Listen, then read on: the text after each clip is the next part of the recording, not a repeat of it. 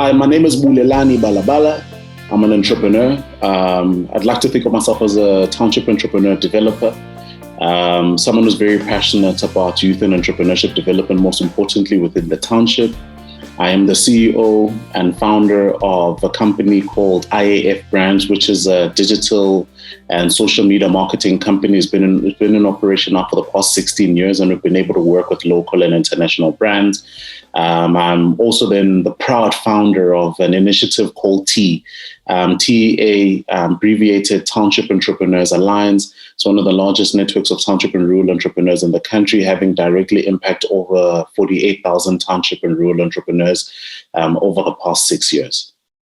It's July, and as we all know, July is savings month. COVID-19 has been difficult on all of us.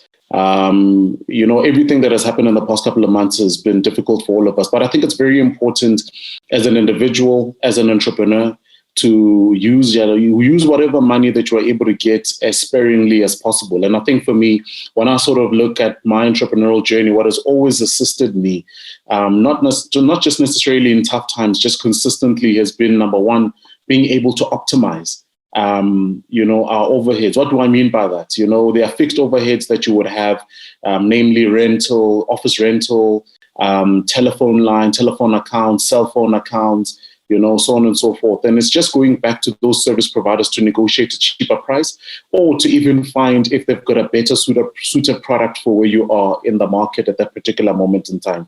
This will then aid you in your financial endeavors.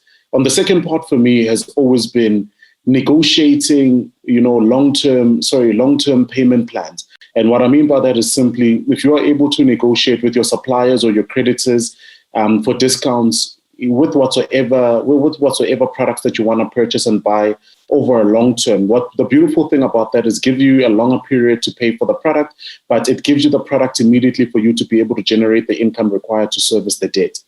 The third part is don't spend money you don't have.